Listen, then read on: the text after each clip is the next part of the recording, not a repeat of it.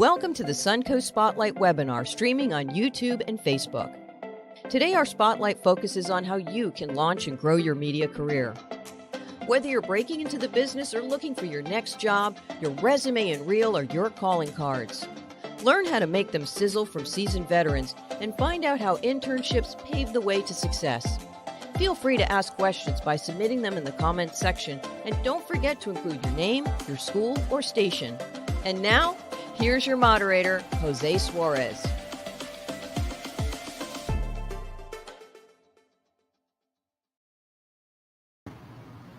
Hey there, good morning everybody. I'm Jose Suarez, President and General Manager of 3 Telemundo stations out west in Sacramento, Fresno, and Salt Lake City. Hope you're having a great Saturday morning. Thanks so much for being here today. And for those of you in South Florida, it's 305 Day.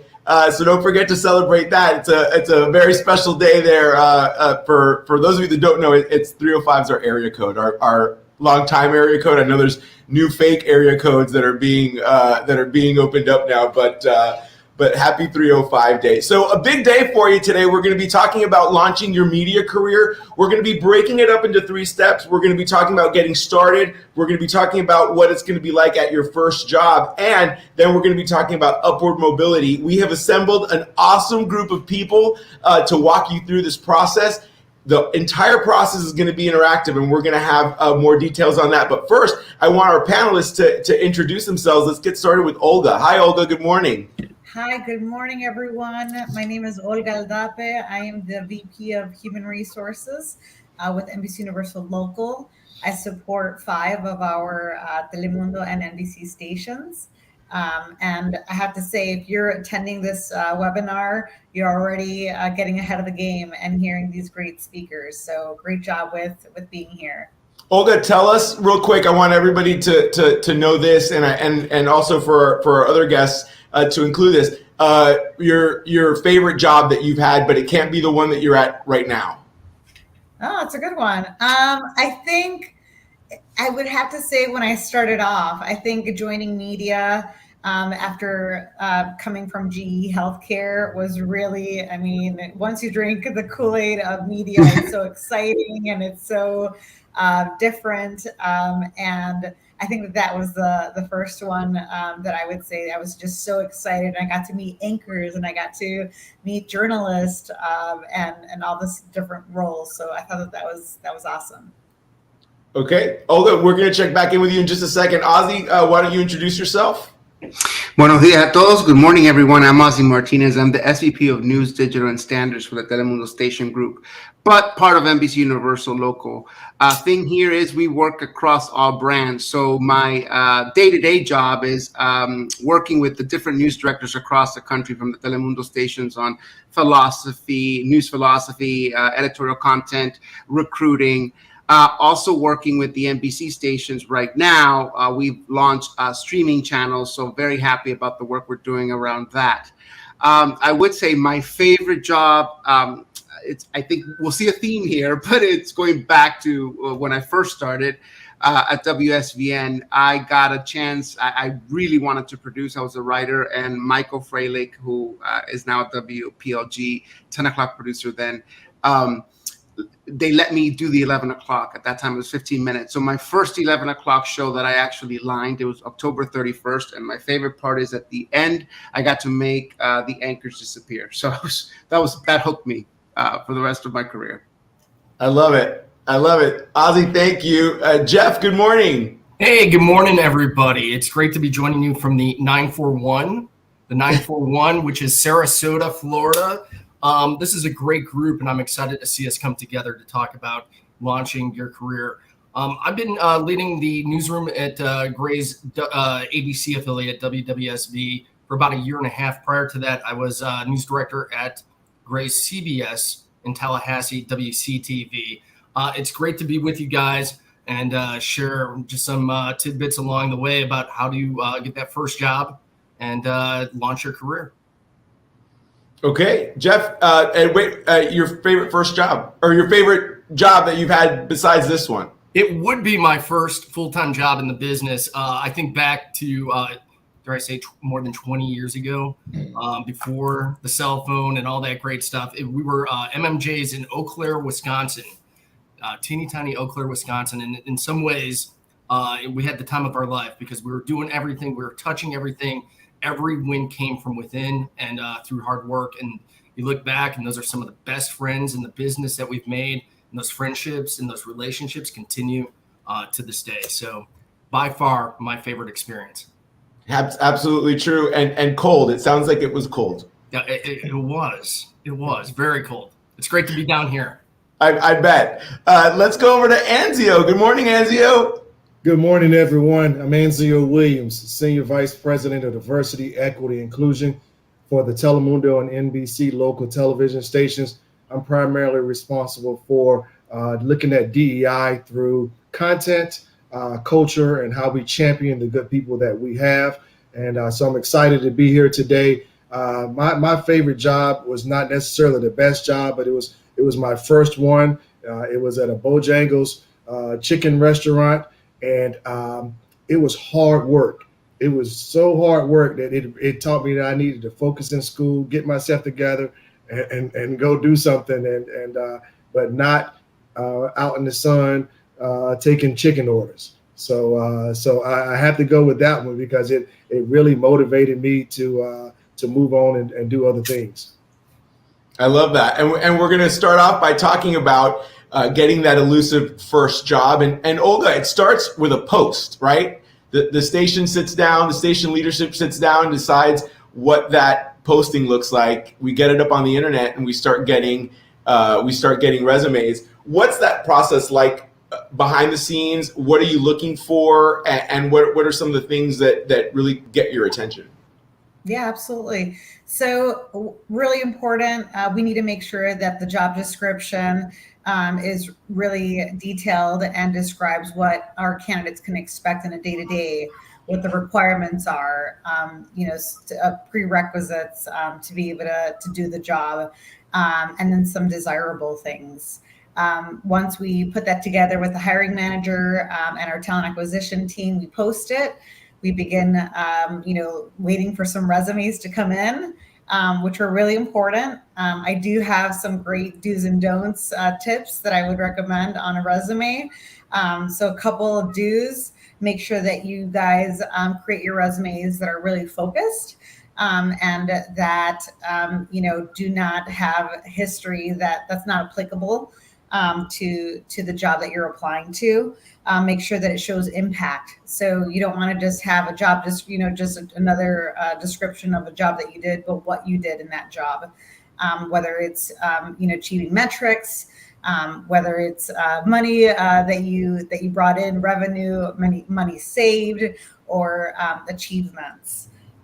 Make sure to be concise. We don't want to read large paragraphs. It's hard to digest and review tons of resumes. So just make sure that you guys are concise and use keywords. A lot of times there's a lot of systems that companies use to identify potential candidates, and they do keyword searches. So just make sure that you're aware of what those are. And bullets help as well, instead of the paragraph. Some don'ts: do not lie on your resume. Do not embellish.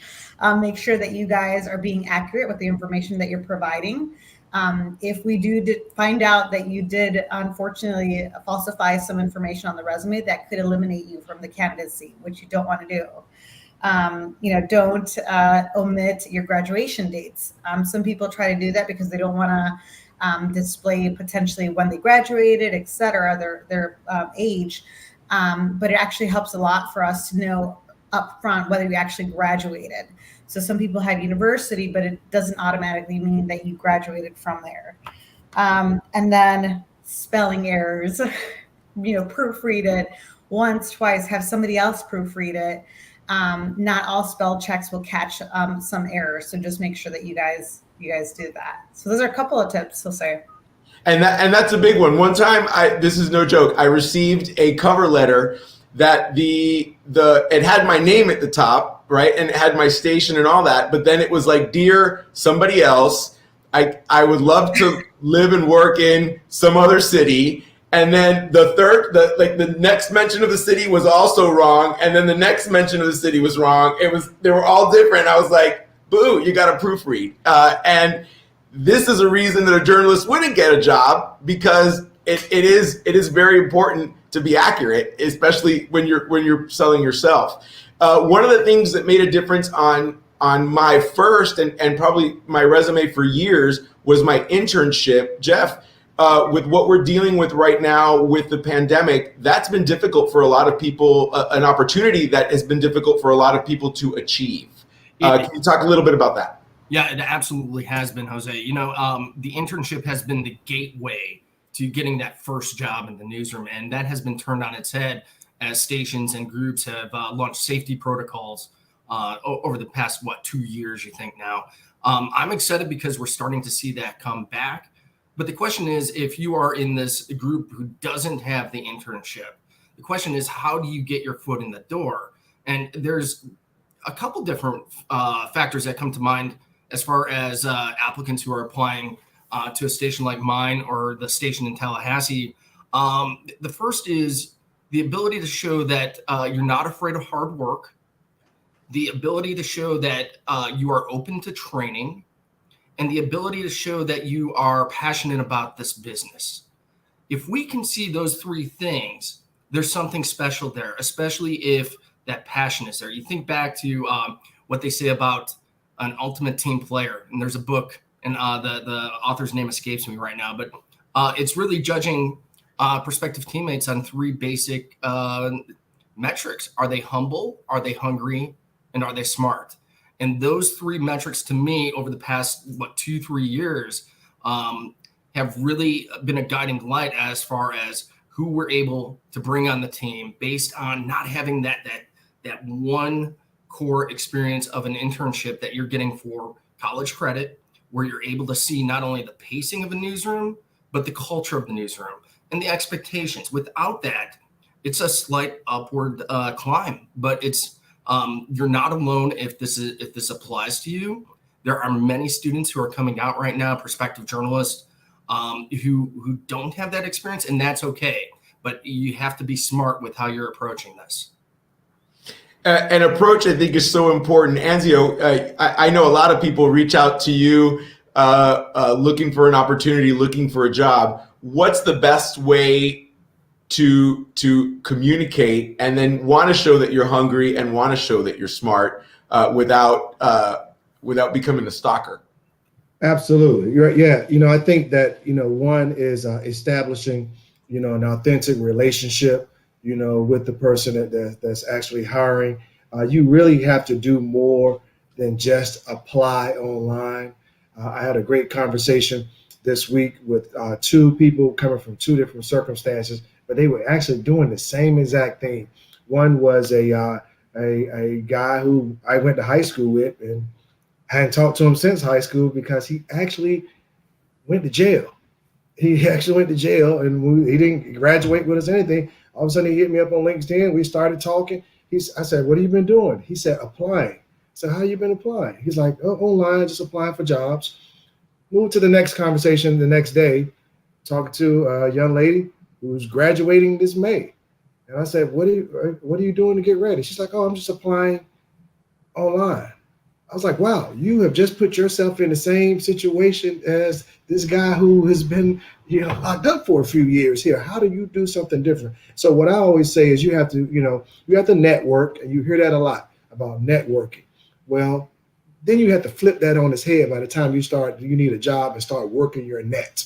You got to start working your net. So if you networked enough, you connected with people that are in the business doing things that you want to do, then you start reaching out. You start asking them questions. And before you reach out, what I would say is do your homework on the person. Research the person. It kind of bothers me when somebody, I'm talking to someone and they're like, "Oh, where did you go to school?" Like, you could have Googled that. You could, you're not asking, you asking those frontline questions that you could have, asked. Did you follow that person on social media before you and start looking at, okay, what are their interests? What are they doing? Read some of the articles that they may have, posted. Did you do that? And that'll help you with your asking them good questions. And then I would say, follow up. The two follow-ups. Follow up with a thank you. It's always good. Follow up with a thank you note, some type of way in a professional email, and then continue to follow up, over a period of time, so that you at least have that's creating an authentic relationship. So hopefully, even if that person doesn't have anything for you, they'll be happy to refer you to someone else that will continue to help your network.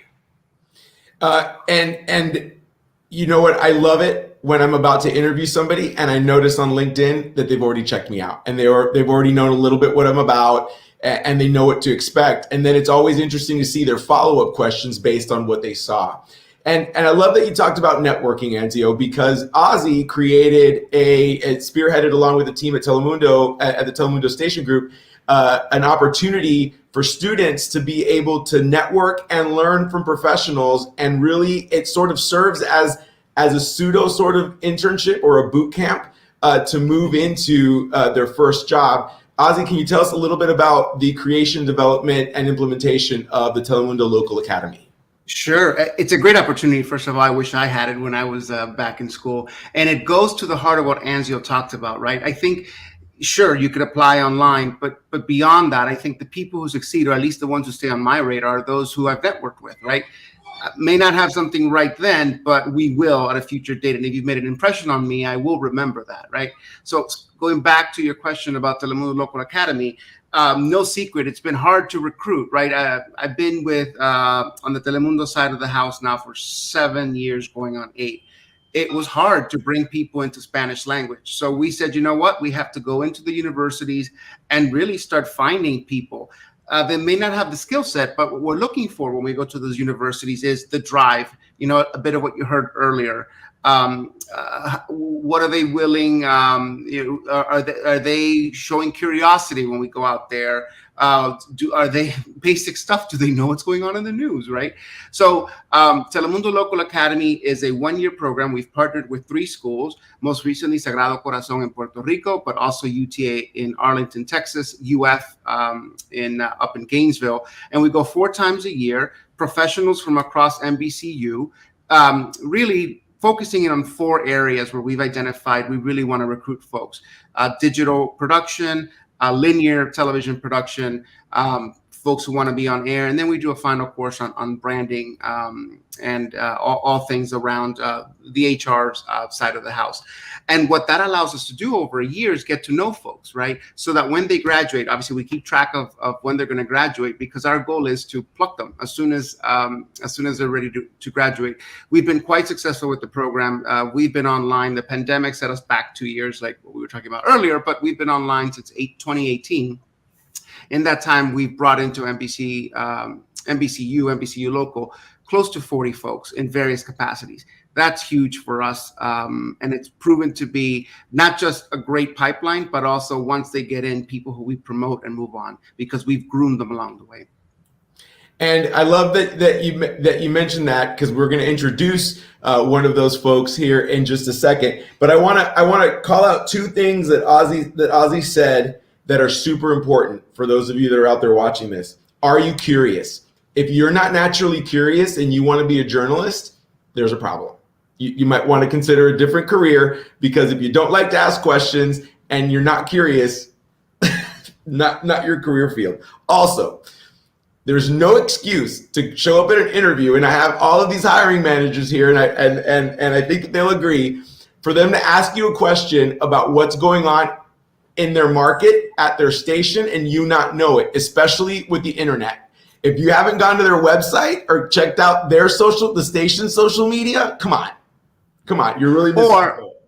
Or Jose, these days, watch their newscast. The worst thing that an obvious question is going to be, what do you think of our product? And if you say, well, I live in Wichita and I haven't had a chance, well, that's not true. Yes, you have. All of our broadcasts are now on digital. You could watch, you can consume the content, come in with an opinion. Obviously, constructive criticism, right?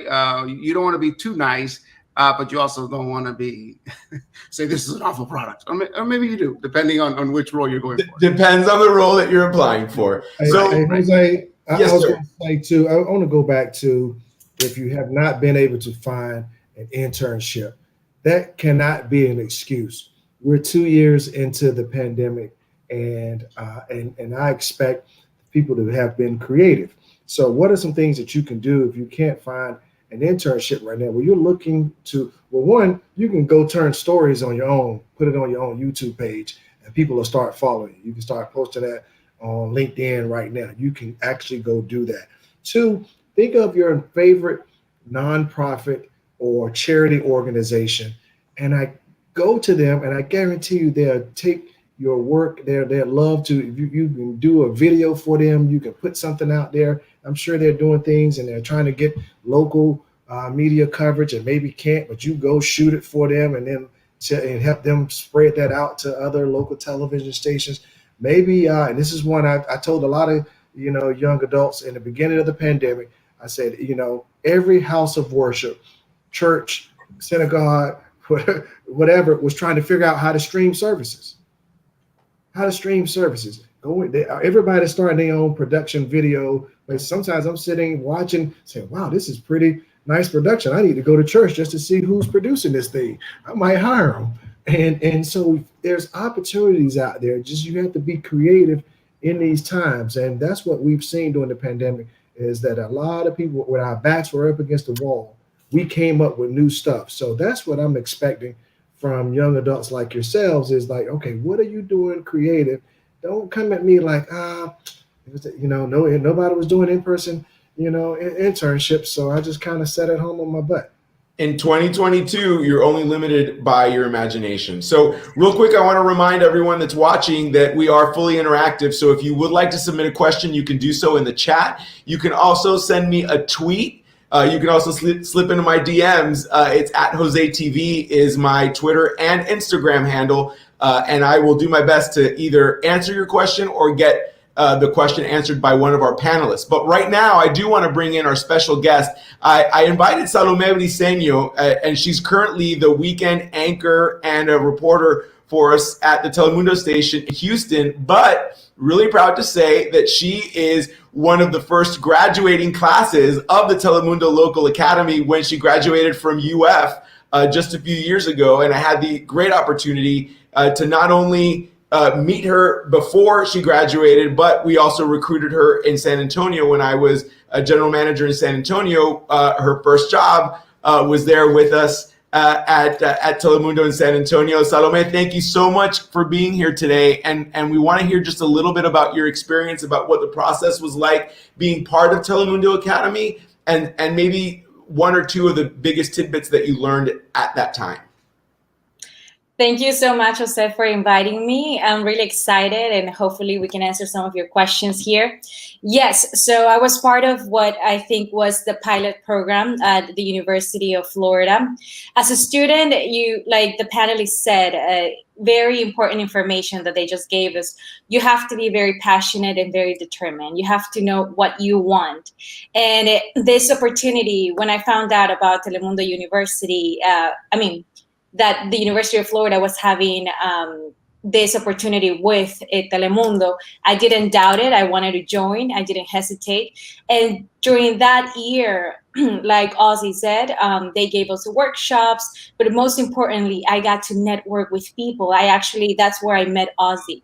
So as a student, I think that you have to take advantage of those opportunities that your university is giving you, and meeting as many people as you can and try to follow up with them and get in touch with them. So I joined the program during my last year. So it was a very important opportunity at that moment, because I knew I was going to graduate a few months later, and that I was going to start job hunting. So as I said, I tried to keep in touch with everybody that I met. And after graduation, I was job hunting, and the opportunity in San Antonio opened up. And that's how I met you, Jose, and you were my first boss. And then I was given the opportunity. As a student, at least in the business, you have to keep in mind that, you've been working so hard for 4 years to try to get that first job. And it's such an amazing moment when you actually get it. But I think you also have to keep in mind and be open-minded, because you will get out of your comfort zone. And you have to be willing to do that and have the passion and the determination to be willing to move away from home like I did. So it comes with sacrifice, but there's also a lot of satisfaction.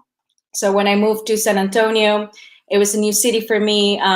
I moved my way up to anchoring, and now I'm in Houston.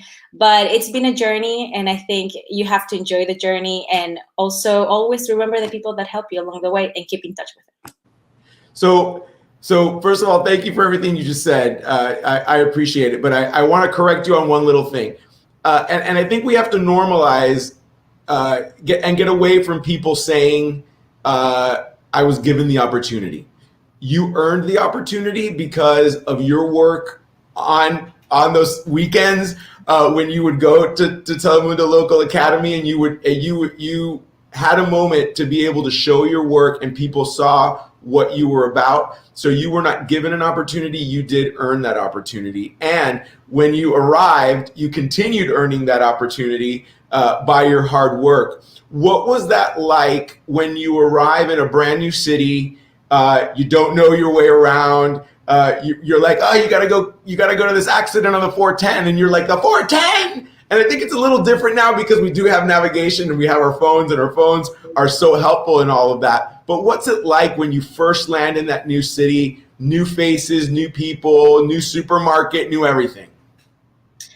Again, I think it goes back, Jose, to keeping an open mind, being open-minded, and also be willing to get out of your comfort zone.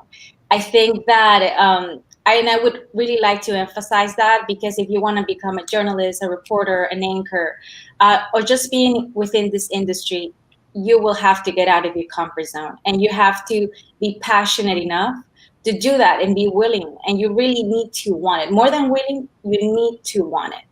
So for me, it was different, because also you have to keep in mind that you're just graduating. So you're also growing as a person, not only as a professional, but also as a person. So I think it's really important to have close people to you, your family, try to keep in touch with them.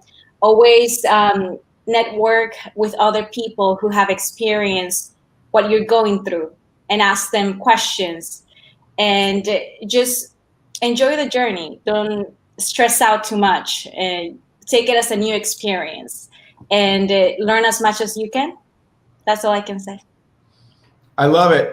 And again, congratulations going to Houston now. You've been in Houston since the beginning of the year. And let me tell you, I told Salome this on the phone the other day when we were catching up. I think it's brave to move somewhere, but now that we've been through a pandemic, it's even more brave to move somewhere during a pandemic when things are closed and you couldn't necessarily socialize the way that we're accustomed to.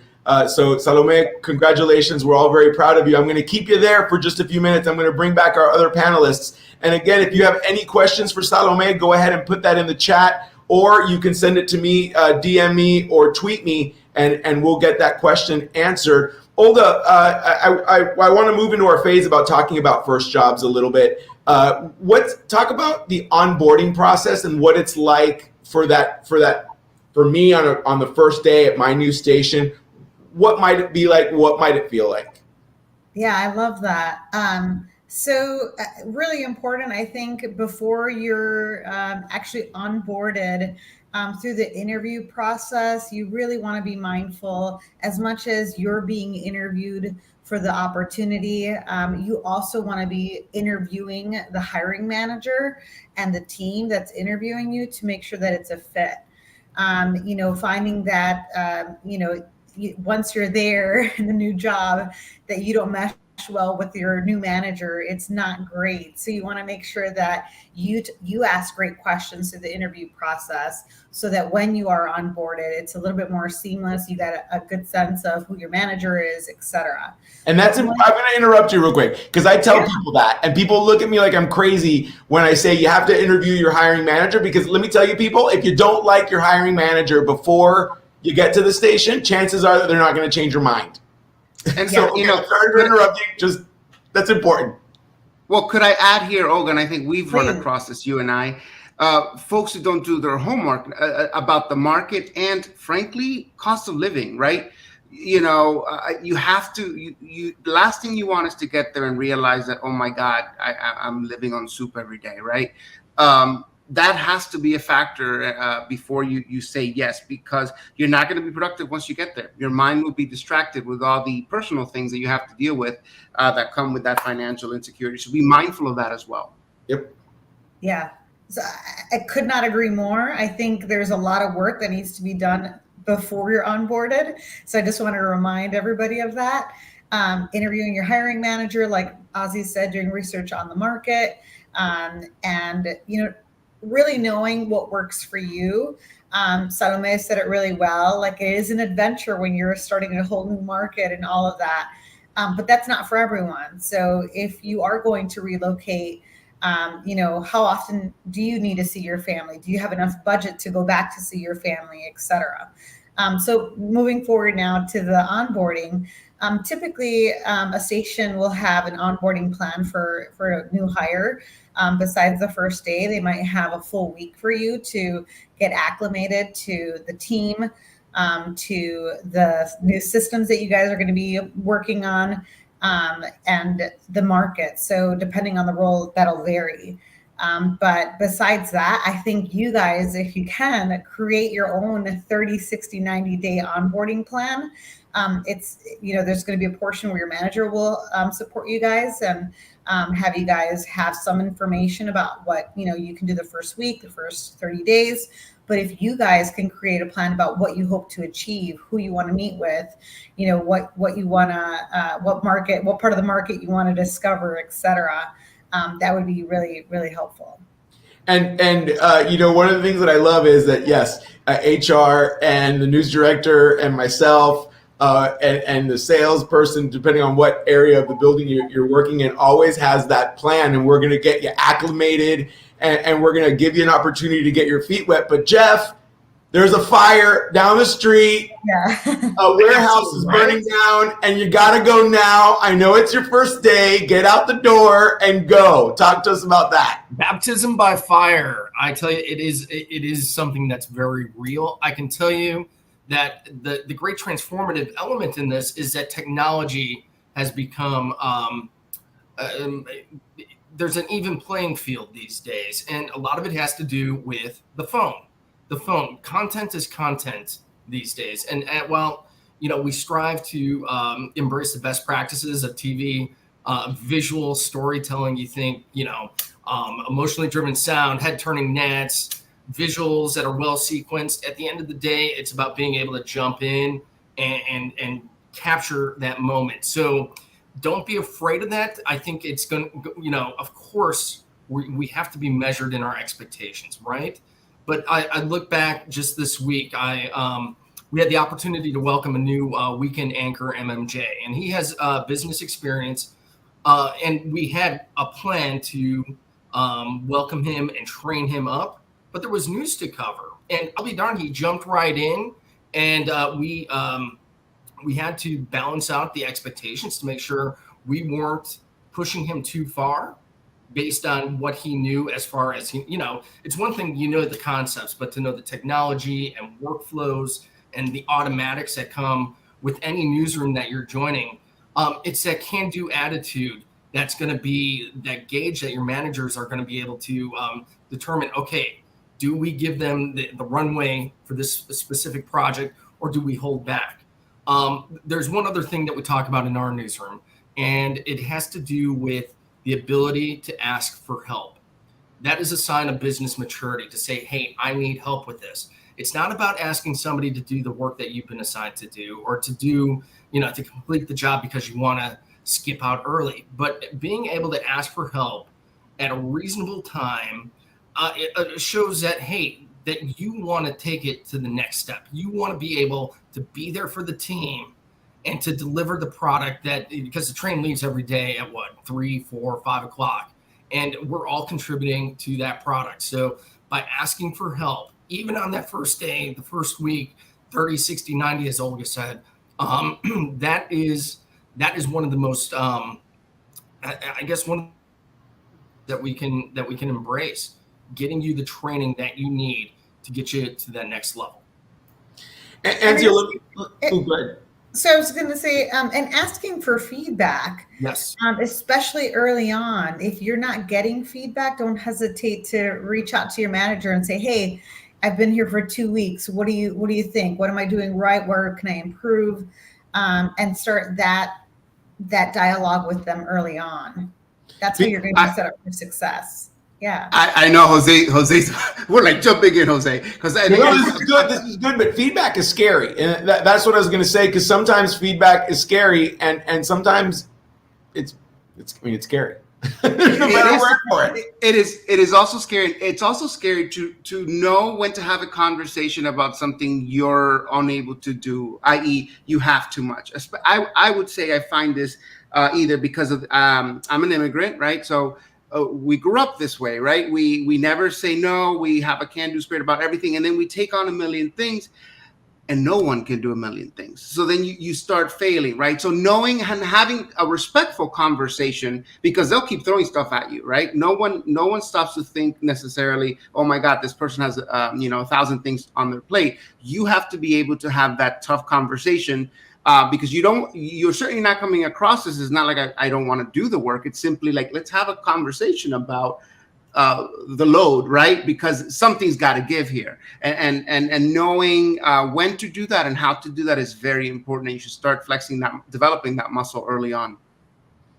Anzio, talk just a little bit about I think the different roles and how to approach the different roles, especially when they're first starting out. I feel like a lot of times we're very talent focused, reporter focused, but there's an entire newsroom of people, including technical folks, producers, writers that embark in a different part of their journey. Can you talk to us a little bit about that and how maybe a producer or a writer might start a little bit differently than maybe someone that's on air? Absolutely. So, it's good to know, again, this is about the research on the place before you get there, asking good questions, finding someone who maybe already works there that you can connect with on social media so that you can ask good questions about the different jobs and different positions. And so the number of positions behind the scenes, I used to tell people, for every one person that you see on camera, there's 20 positions behind the camera that actually make it work. That's shrinking every year because of automation and technology. Mm-hmm. So we made to be down to 5 or 6 people behind the scenes to pull it all off. That would make it work. But when you're looking at it, the writing, the producing of things, video editing, understanding the basics of an assignment desk, which is just the news gathering part, being able to go in and learn as much about everything as you can is really going to help you out. So that's part of that onboarding process. Not only are you learning, the initial role that you may be hired in, I'm always saying, hey, okay, what do you do? Okay, all right, and trying to figure out what that person does and how that impacts the role that I may be doing or will be doing. So that is real important. And somebody said to me one day, I never forget, it was like you are one nosy kid. I remember that. And I took that as a badge of honor. I really did, because that was me being curious. We talked about being curious earlier. Curious and nosy is a fine line. And so I always wanted to know what someone else was doing, and then how could I do their job, and what was the thing that I did, what was this work that I was doing, how was it transferable? Like, okay, if I do this right here, then I can get to that next level by doing this. So the more you have an understanding of everything and how the big picture comes together, I think it works. And then the last thing I heard them talking about the feedback and seeking that feedback. And guys, I'm gonna tell you right now, my feedback is normally not gonna start off with how great you are. Because, your girlfriend and boyfriends can tell you how great you are. Your mom and dad can tell you how great you are. I want to tell you something that's gonna help you move forward. I expect for you to be better. So I'm gonna give you something that's going to actually be a tool that you can use. And then, listen, if you feel some kind of way about me at the end of the day, I'm okay with that. I want to be high-fiving you a couple of years down the road because you've gotten this big promotion. Mm-hmm. Absolutely. You're going to be cheering them on. And it's funny you say that, because I remember I was at my first reporting job in New Mexico, and I was working on a resume tape in a corner, and I'd only been there like 6 months. It was an unrealistic time to be working on a resume, but everyone had been like, oh, you're going to be there for 6 months, and you're going to get a better job, blah, blah, blah. So I'm sitting there editing my resume tape, and my news director walks by, and he goes, what are you doing? And I go, nothing, I'm working on a story. He goes, that's your resume tape. Listen. And he stopped me. He looked at me square in the face, and he said, you're not ready. You are nowhere ready to apply for a job anywhere. No one is going to hire you. But when you are ready, I will sit down with you and I will help you make that resume tape, and we'll get you that next job. And that's always been my philosophy moving forward, because it was awesome and I've never forgotten that. We do have a question in the chat, and I'm actually going to shoot this one over to Salome. Salome, what was it like the first time you asked for feedback, and what was that conversation like, and how did you approach it? Yes. So I think feedback is extremely important. Like everybody has said, that allows you to grow, and you need that, especially when you're starting off, because there's so many, you're growing every day. I'm the type of person who thinks that I'm never going to stop growing. I'm never going to stop learning, but you need people to tell you how you can improve. So when you approach your managers, just be honest and be straightforward. How can I improve? And then take that in. Don't feel like they're criticizing you. I mean, hopefully you have in front of you someone who's a true leader and who will want you, see you grow. And when they do give you that feedback, just take it in and see ways that you can improve on that area, and just continue. That's all that you can do. And don't fight it. Don't try to excuse yourself. I think that's the worst thing that you can do, because if they're telling you something, there's a reason behind it, you know? Absolutely. And Salome, I'm gonna hold on to you here for just a second. I'm gonna put you on the spot a little bit. I want to move on from this sort of first job concept to the next section that I want to talk about, is that once you're in that job, looking for upward mobility, looking for that exposure, at our company, we always tell people, if you want to apply for another job inside of the company, we want you to stay, but you just need to go talk to your manager. But a lot of times people are still very intimidated to come talk to their managers. And I always say, you have to talk about your dreams in front of the people that can make your dreams come true, or at least help you and put you in the path of those dreams.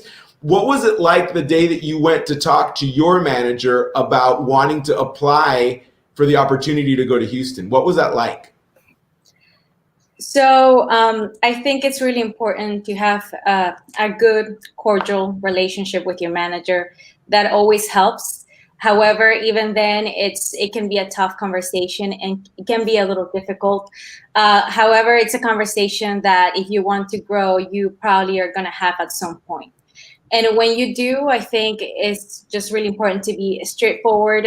You have to be clear and very respectful as well of what you want, what are your aspirations, because I think that everybody, no matter what industry you're in, no matter your title, you want to keep growing. And I think that's very understandable. And once you do, and you can share that message of what you're looking for, you can hope that your manager is either going to help you, or at least is not going to stop you. And some people say that you might be taking a little risk, but when you know your work and you know your work ethic, it's not much of a risk. Okay, I love that. And one of the first people in our company to get a phone call when someone's looking for a job is Mr. Ozzy Martinez. Ozzy, talk to us about placement and how you do that. I call Ozzy our master chess player because he's always looking a few steps ahead. And I would like to add that one of the things that our company does very well is succession planning. I feel like where we do look at the organization top to bottom and think about and talk about where people can be placed. And as a general manager, I'm required to do that for my team once a year. Ozzy, you're always constantly looking out for people and looking where people could go. Talk to us about that. Yeah, I was going to say, when Salome was talking, one of the things that she obviously didn't speak about, because this is working behind the scenes, is the fact that when she started her career, she was talking about earlier, she kept in contact with people. And what that does is creates the concept of champions for you, right? You need people along the way who will bring up your name in the room unsolicited, right? And not because she's here, but that's what happened with Salome, right? So because Salome is on my radar, we obviously know who the folks are out in the group who are ready for that next step. And I knew that she was potentially ready for her next step. So I bring up her name, right? That's the way it has to work. It has to be, this is not like a mentor. There's a difference between a mentor and having champions, right? Champions are the people you've impressed, and it doesn't necessarily mean you have a deep relationship. It's just something, they were there that day, and they saw what you did, and they remembered that, and they're going to bring it up in the room when these discussions come up. That's how I've gotten promoted along the way. People who I had no idea would ever speak up for me who did, because I impressed them with things that I did, which I didn't even realize that I was doing, right? And that concept is very important. I think keeping that, when you have the job, yes, learn what you have to learn in that job, but continue the networking, right? And I know that a phenomenon nowadays, we talk about this, right? You're ready for that next job 6 months in, right? Jose was ready 6 months in at that time, but this ego. is I had an ego problem. Because I thought, I was like, I can't believe I'm having to go to Roswell, New Mexico for $7.50 an hour. I was shocked that I would have to make that sacrifice. Right. Well, this is when you need to have, some people call them the board of directors, right? People in your circle who give you real talk and who will say exactly that, what Jose's boss said. But before you go apply for something that you're not ready for, or to tell you, you got to calm down. You've only been there 6 months. I say this now being older, because I remember when I was younger, I felt a little bit of this as well. But I now realize, being older, that just the fact of time, it's needed. You need to bake, if you will, in a role. You need to be able to go through certain experiences before you're ready for the next. And it could be, if you're a first-time reporter, have you had the experience of having to knock on a door when someone has lost their child? That's a horrible thing to do, and you have to prepare for that, and you have to have gone through that in order to be able to go to a bigger market potentially, right? So there are certain things that you have to experience, and I would say get those board of directors, people who are going to be real with you, who will challenge you and who will tell you to, be quiet and wait it out a bit more, because you still have to work on this. Is very important. I also wanted to add regarding the time piece of it, which is really important. So you guys understand the hiring manager and the HR perspective. In a year, so 6 months, you're ramping up, you're getting to know the market that you're in, the role that you're in, the people and the team and the manager's expectations. So you're still learning a lot the first 6 months. The second 6 months, you're getting more comfortable, etc. But a lot of times we get people after a year who they're like, I'm ready. But what we don't know, if let's say you're performing, which is great, what we need to know is a little bit more time to see if that performance is consistent. So a full year is great, but if we can get 2 years where we have this level of performance for employees, that's amazing. Is it always that threshold? No, it could be sooner. But I would encourage you guys to consider that. Even if you're a rock star, we've seen it where somebody does solid for a year, and then all of a sudden they start the fizzle starts to go down. So we want to see that passion, that drive, that level of performance for a period of time consistently. Olga, I cannot agree more. We talk about having a year to learn the job and then a year to do the job. And it's that demonstrated track record of success that we're really looking at. I can say, and I think many of you are aligned on this, that there is more opportunity for pathways within any given company these days. And I think back 15, 20 years ago, where it was 2 years up and out to the next opportunity. And now it's so exciting to see that companies are creating these pathways, and there's good, transparent conversation that's embraced. And just as we've been talking about, being open and honest and candid with your managers and talking about those pathways, not doing it in secrecy, but really leveraging them as that board of directors. I love that term, and I plan to take that with me. Yes, that's a great one. But I do have to say, Jeff, and I have to just be fair, not all managers are always going to be open to that. No, absolutely not. And it's unfortunate. Managers, if you're watching, it's unfortunate because our people deserve better. Anzio, where did that come from? Anzio, let me ask you this question. That we just got a question in the chat. Some people believe that you do have to start in market 200, right? And work your way up. They bring up the example, Salome was able to connect with us, was able to start in San Antonio. Talk to us a little bit about that path. By the way, I did start, my second job in TV was in market 196 in San Angelo, Texas, where I was news director, anchor, and producer of 2 shows. We don't do that anymore. Fortunately, it still happens in some places. But talk to us a little bit about that growth from growing through markets and starting small at growing to bigger, or starting middle and staying middle, or any combination of that. Yeah, absolutely. I always say when it comes to, what's determining what your story is going to be different from anyone else's story that is around you. And so it's hard to kind of look at someone else and say, I want to do exactly that. I started out in market 45. Actually, I was producing while I was in college. My first job out of college was in Miami. It was at WSVN where a couple of us here, worked at. So that was my first job out of college. And so it was a decent sized market. I was promoted then I got in my next job was a manager's job. So I ended up going to Cincinnati, Ohio. So I went down a little bit in market size to do it. So I kind of jumped up and down market size. But what I really would say is it depends on your personal situation. And it's important to sit down and write your list of priorities. Your priorities very well may be, I want to live close to family. Your priorities might be, hey, I need to be near water and sunshine.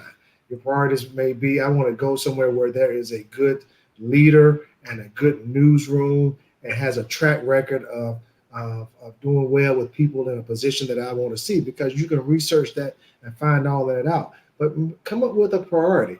You very well may say, okay, you know what? I'm leaving school. I don't have a lot of money.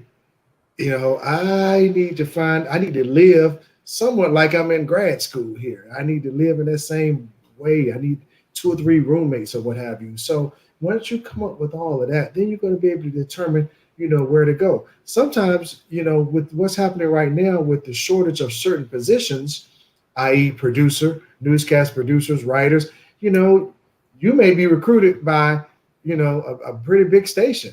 I had a young man that he was coming out of college, and I sent him to another group, television station group, and I thought they was going to put him in a small market. I called him a couple of months later, and he was producing in Atlanta, right out of school. And then I said, wait a minute. So I stayed in touch with him for another 1.5 years, and then I hired him in Philadelphia.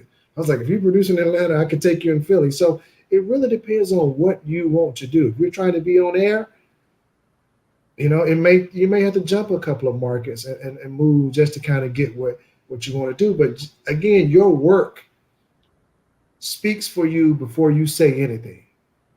Your work, the work that you're doing right now while you're in school, everything counts.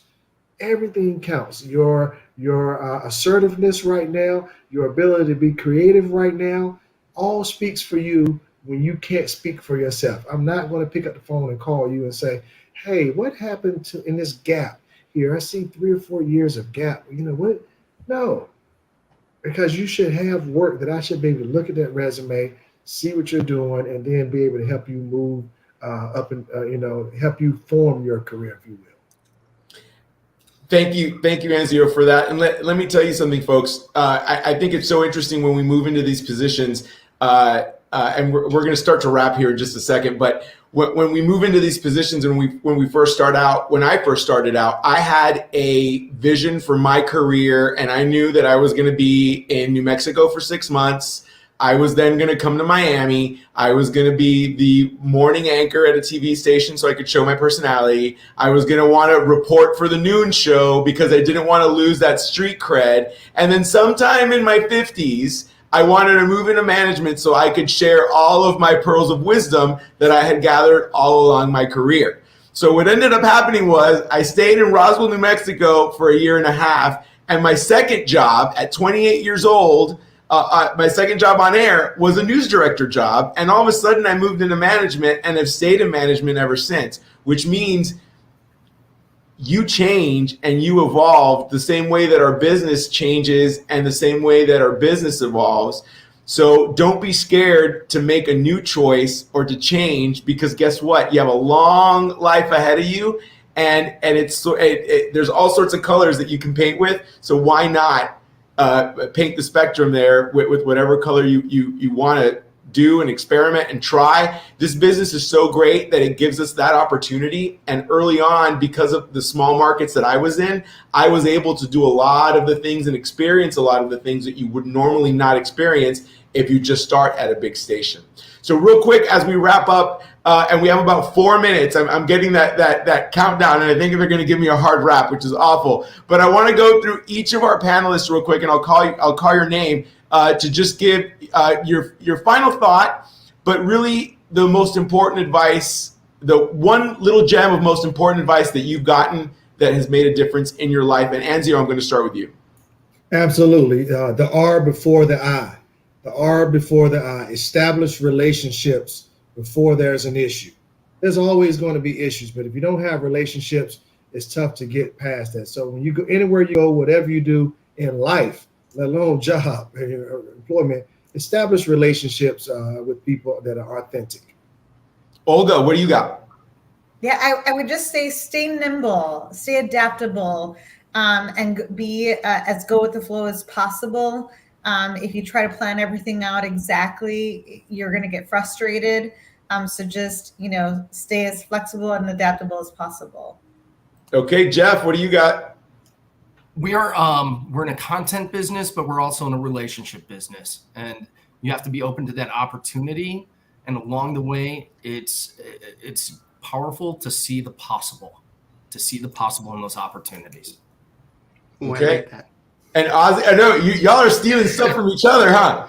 Ozzy, what do you got? Two things. One, become a necessity as you go. You get what that means. And number two, here's the real talk. We were all taught we're wonderful and great and we're lovely people. And I'm not suggesting you need to compromise certain parts of your values or who you are. But know as you continue to grow, you are being judged. So that means there are certain things about you that you may need to tweak if you're thinking you want to get into that management role, because you have to be, unfortunately, still you're viewed as certain jobs.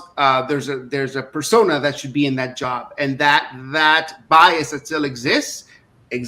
So until the day you're the boss, just be aware of that and know that you're being judged, and you may need to tweak certain things about yourself in order to get it. 100,000,000% on that one. Thank you, Ozzy. And Salome, you know what? I'm going to put you on the spot. You're not one of our panelists per se, but best piece of advice you've gotten? I would say work hard, enjoy the journey, make sure you're happy, because that reflects in your work. I love it. Best piece of advice I ever got: shut up and listen. Shut up and listen. And in fact, I won't tell you who, but some of the people on the panel have even said that to me. Hey, my mom told me that last night. Shut up, Anzio, and listen. It's so important because sometimes we forget, and you're going to learn a lot just by looking around and listening. So make sure you do that. So I got some housekeeping to do. First of all, I got to thank everyone at the Suncoast chapter of the Emmys for inviting me back a year later to get to do this, especially on 305 Day. I absolutely love the experience. Thank you to all of our panelists. This was an amazing thing that we got to do. But I do have some stuff that I will, very important. If you want to reach out to any of us, there's our information. Easiest way to get a hold of us. I'm also on LinkedIn as Jose Suarez. So please make sure you reach out. And this is a great way to start that real and legitimate relationship with all of these incredible leaders, and Salome, who is a rising star in this business. So I'm very excited for that. And we have some upcoming events that we need to tell you about. The Florida Scholastic Press Association Conference in Orlando. That's going to be held the April 21st through 22nd. We're going to be there at the Wyndham Hotel, so we hope you come by and say hello to us there. And guess what? In May, we have another event for us. We are going to be streaming live May 7th, and these are the student awards. It's going to be held at the University of Miami, but we definitely hope that you can join us. If you can't join us in person, we do hope that you can watch online, but it is an in-person event. So make sure that you can, if you can make it, it'd be great. I love being able to see people in person again, and more so in some places without a mask. So no masks here. Love you guys. Thank you so much for being a part. Everybody answered the call. When I gave him a call, Jeff, I don't know you well, but I look forward to getting to know you. And listen, if you're watching this, thank you for being a part of our day. Thank you for letting me start my day here on the West Coast with you all. I hope you have a great Saturday. Thanks for joining us, and we hope to see you soon. On behalf of the Suncoast Student Production Awards Committee, thank you for joining us. For more information about our awards, scholarships, or future webinars, go to suncoastchapter.org.